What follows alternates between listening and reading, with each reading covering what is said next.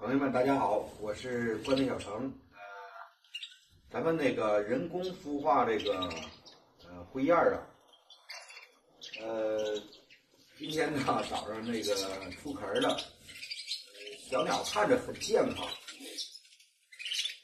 但是人工呢，咱们还是这个有可能是经验设备都是不足的，所以说这个能养活的几率啊也不是很大，只是不断的慢慢的去尝试，能找出真正咱们人工去孵化去喂活的这个问题在哪儿？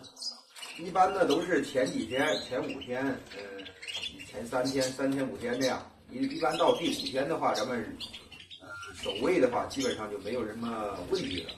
就是这个3天之内，如果说是能够存活，然后健康状况相对好一些，基本上问题都不大了。最难的就是我个人感觉就是有可能是守卫绳儿，还有就是咱们这个温度的掌握，最难的就是这2点。只能说在这个2点上去找问题、找原因。要不给大家看一下，我这个只有这个孵化，没有这个保温箱。个人感觉这个孵化箱当保温箱还是不是特别理想。如果说真正是要想这个成功达到一定规模的话，还是要有保温箱。当孵化箱孵化出来以后，咱们可以直接放到保温箱里。因为孵化箱跟保温箱它2个的作用是不一样的，结构应该也是不一样的。这个孵化箱里边有这个风扇，不知道一直吹着这个风扇对这个雏鸟应该是有没有影响？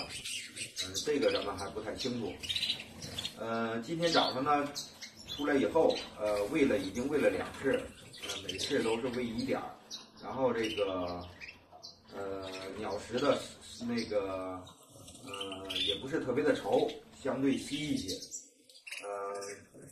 第1次喂的消化了1半，个人感觉这个本身鸟出来还是比较健康，那个张嘴特别明显。有的鸟孵出来以后，活力不好，不怎么张嘴，这样鸟基本上这个就不太好喂了。如果说能主动张嘴的鸟，咱们每次点那么1滴2滴，基本上就是够了。然后这个不要太干吧，太干的话它这个肯定是消化不太好。现在给大家看一下这个刚孵出来这个小鸟。今天早上咱们打开以后，我以为应该是还差1天2天的，结果发现出壳了。你们看一下啊，然后这个鸟食守卫绳直接看看这状态，直接咱们就放到这里保温。看看小鸟状态，主动张嘴，消化的还挺快。咱们再喂它一下吧。状态还是不错的啊，状态很好。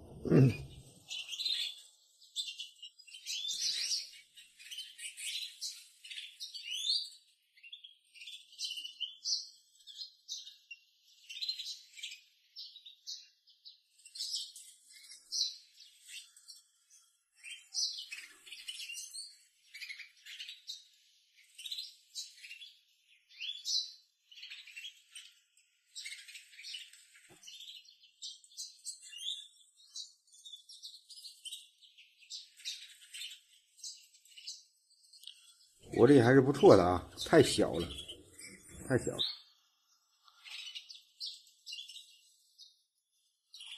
基本上少喂，勤喂。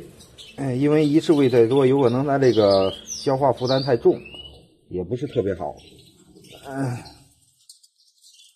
咱们就是做到尽量是能有条件的话，就是少喂、勤喂。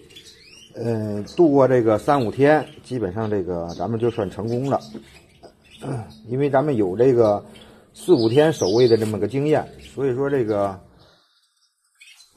就主要是在这个3天之内吧，3天之内，如果说还这么健康，基本上问题就不大。它这个上面有个小风扇，因为怕这个风也比较硬，咱们就给它盖了一张这个卫生纸，减少这个风对它的这个吹。